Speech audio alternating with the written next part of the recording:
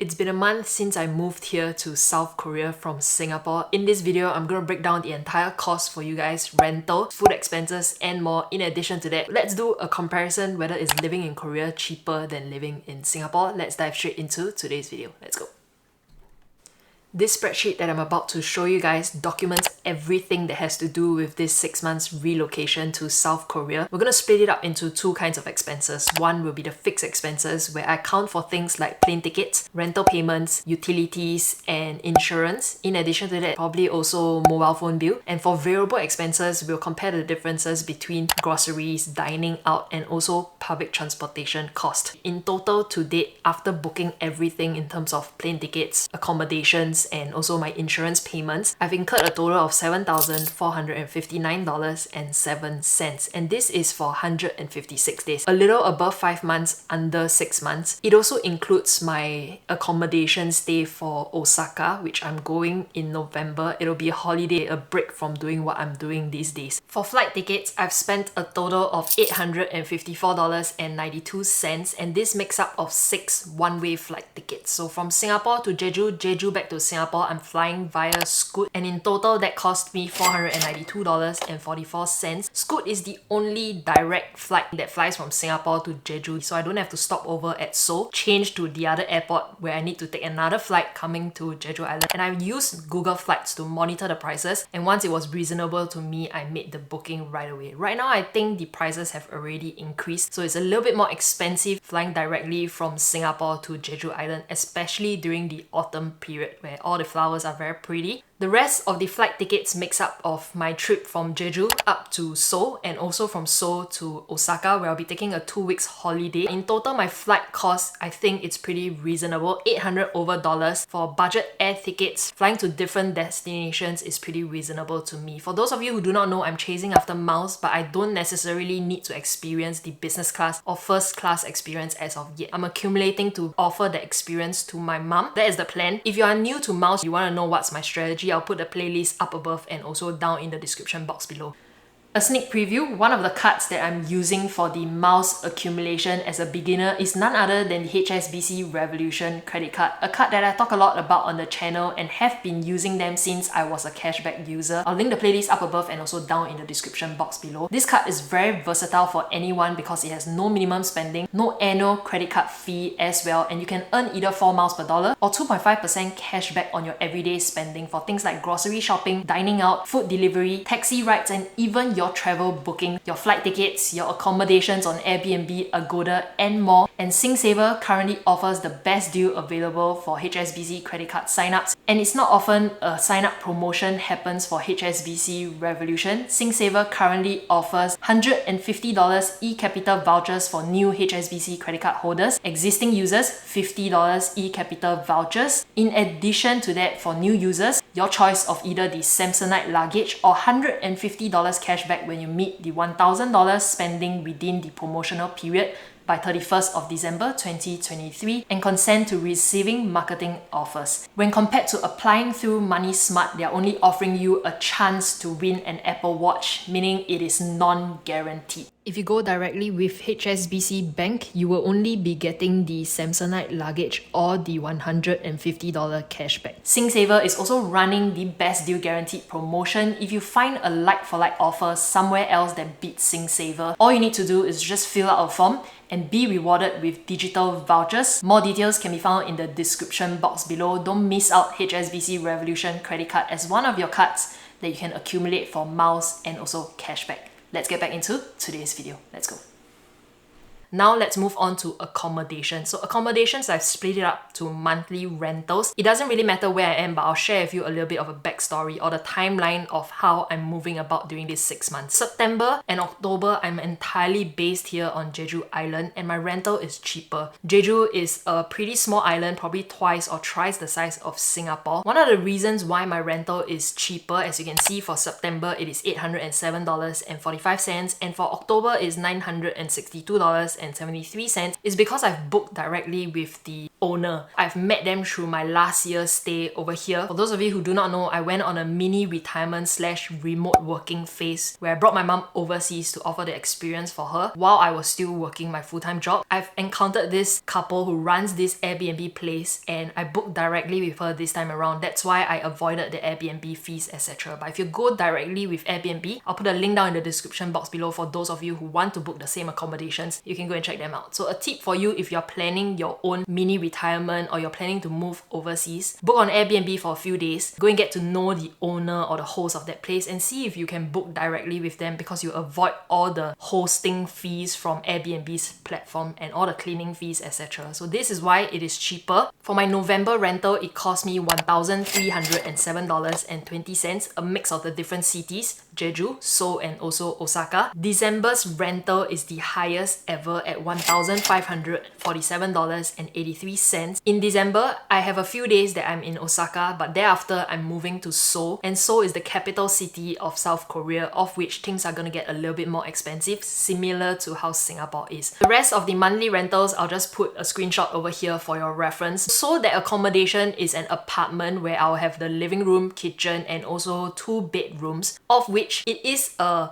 bigger apartment as compared to what you see like office towers. The younger generations these days in Korea, they live in office towers where once you enter the apartment, everything you see is right in front of you. The kitchen, the bed, TV. There's no living room or no separation. But this time around, my accommodation in Seoul is an apartment where I'll have the entire apartment to myself, living room, 2 bedrooms, etc. It is a steal in my own opinion. Comparing with all the rest of the accommodations that I found, I added on roughly about $150 to $200 monthly in order to be able to rent this entire apartment, but there are cheaper options as compared to what I'm renting. I wanted to give you guys an idea of what kind of apartments that I shortlisted. I can't show you the current one that I've booked because by the time this video goes out, I'm still staying in that apartment. I'll show you guys in January's money diaries after I've moved out. The first one is going at $1,159.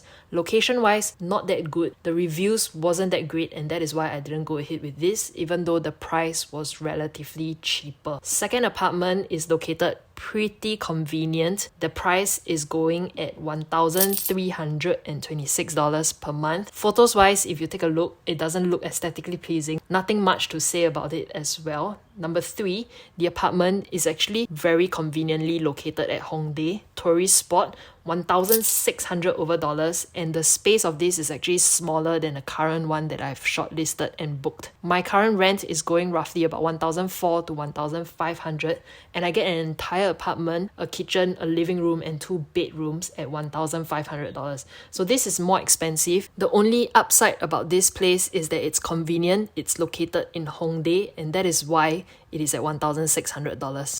The question is renting in Singapore cheaper as compared to what I've rented in South Korea? I went onto Property Guru, found an accommodation that is pretty similar to Korea's office tel. Everything you see is in that one space alone and the monthly rental costs $1,700. This is the photo and the link to this accommodation that I found. It is located in Yishun, and if you really go and compare with what I've rented in South Korea that is coming up, $1,500 per month is cheaper than renting this box space in Singapore at $1,700 per month. Rental prices in Singapore is insanely high, but majority of us in Singapore, we don't rent on our own. We live with our parents until we get married and then we move out when we have our own BTO flats. Even though increasingly a lot of people are moving out in their early 20s, given the conditions where you are able to remote work from anywhere, I would suggest moving overseas to rent instead of renting in Singapore. There are other things to take note of in terms of family being in Singapore, friends in Singapore, your social circle, etc. That is a video for another time, but this is just comparing between the costs. Living here in South Korea on Jeju Island or be it in Seoul is definitely cheaper as compared to renting in Singapore. Another interesting thing is that I went to Airbnb to look for Malaysia Johor rentals per month. How much does it cost? It costs roughly about $1,400 to $1,500 for an entire apartment as well. Yes, it is cheaper as compared to Singapore. You get an entire apartment, but I'm getting around the same price here in South Korea. If you ask me whether South Korea is better or Johor JB is better, I would think South Korea is better. But this is just in my own opinion, okay? It's personal preference, so entirely up to you wherever you prefer. But the cost of living, renting here in South Korea is cheaper as compared to renting in JB, and definitely cheaper than renting in Singapore. I've covered Air tickets, rental payments, travel insurance is also another thing that you need to buy in addition to whatever life insurance, accident plan, hospital plan that you have in Singapore, because that doesn't cover you overseas. Travel insurance is a must, and I spent a total of $217.46 to cover me for the entire duration that I'm overseas. I can't buy the annual trip insurance because annual trip only covers you for a period up to 90 days per trip, and that is only 3 months. So single trip insurance is more expensive. In total, that costs $217.46. For mobile phone bill payments, per month it will cost $20 to $30 depending on how much data you choose, the call time if you want any call time at all. I'll put the links down in the description box below for what I'm using here in South Korea, but the range is between $20 to $30. Now let's go over to the variable expenses portion, where I'll show you guys whether living here in South Korea is cheaper in terms of food, groceries, entertainment, etc. Let's dive straight into that. Before we go into September's money diaries, an example where I'll be able to show you what I spent for living here for a month on Jeju Island, I do also want to add a disclaimer that I'm plucking myself out of Singapore, moving here to South Korea, living a normal day-to-day life. So I'm not here for holiday, for traveling. I'm not every other day going out to sightsee, to experience different restaurants, etc. Doing that, it's going to cost you a lot more. So I cook a lot while I'm here as well, and that saves me quite a bit. So later I'll show you what groceries prices are like here. But for my meals out this month in September, I spent $180.53. And this comprises of cafe visits that I go to, settle down at places, buy coffee, buy some desserts, and do my work. If not, I'll go out to restaurants, Korean shikdangs they call it. Every meal will cost roughly anywhere between 8,000 Korean won to roughly about 12 to 15,000 Korean won. So it's $8 to $15 SGD.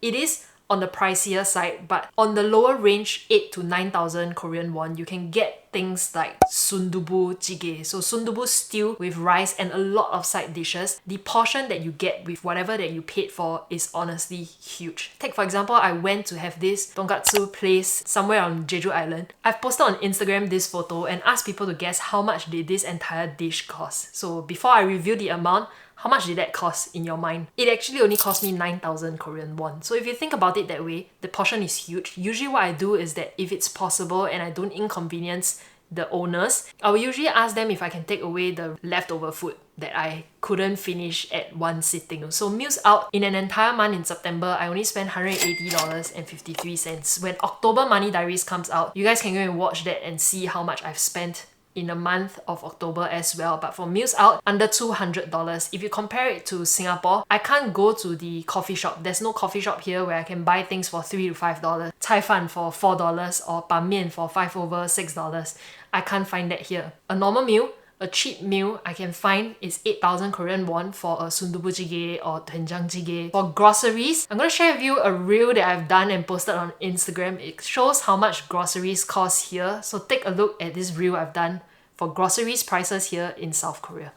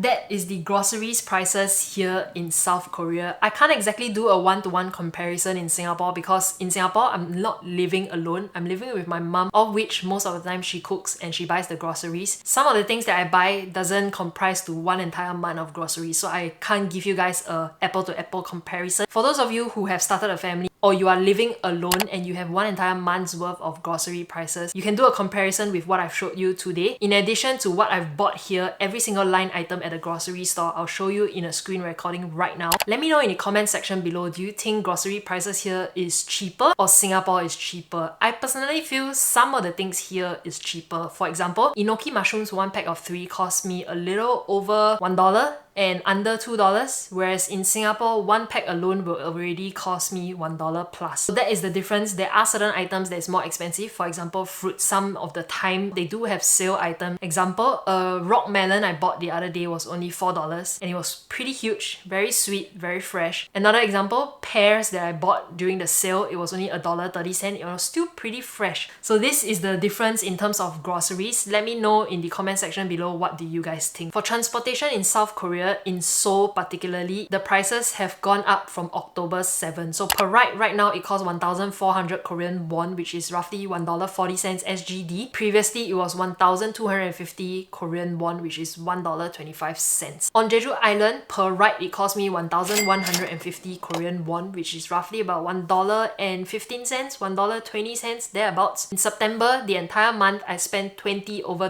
for my public transportation rides. For taxi rides here, I would say it's still cheaper as compared to Singapore. Previously, last year, when I took a trip, 40 minutes ride in a jam, it cost me $18 SGD. Ever since then, prices have gone up, but I still think that taxi rides here is more affordable as compared to Singapore. When the surcharge goes on a high, per ride it can cost you $40, $50 during the peak hour timings. I'm not very sure. You can let me know in the comment section below. So is living here in South Korea cheaper than living in Singapore? There are certain things that are definitely cheaper as compared to Singapore. For example, renting here is cheaper as compared to Singapore. Food-wise, I would think if you're cooking for yourself, it can be pretty affordable. I'm not saying that it can be cheaper than Singapore, but it is still very much affordable. October Money Diaries, one entire month here on Jeju Island, will show you guys another example of how much I spent here, of which that video will be coming out soon. If not, it's already released on my channel. I'll put a link up above and also down in the description box below. This is the video comparing between living in South Korea or living in Singapore on your own. Is it cheaper? Which one do you think it is? Let me know if this video has helped you guys in one way or another. For those of you who are considering a mini retirement, a sabbatical, I hope this video helps in one way or another. So this is all I have for today's video. If there's anything else you'd like to say, leave it down in the comment section below. Have a great week ahead and I'll see you in my next video. Bye bye.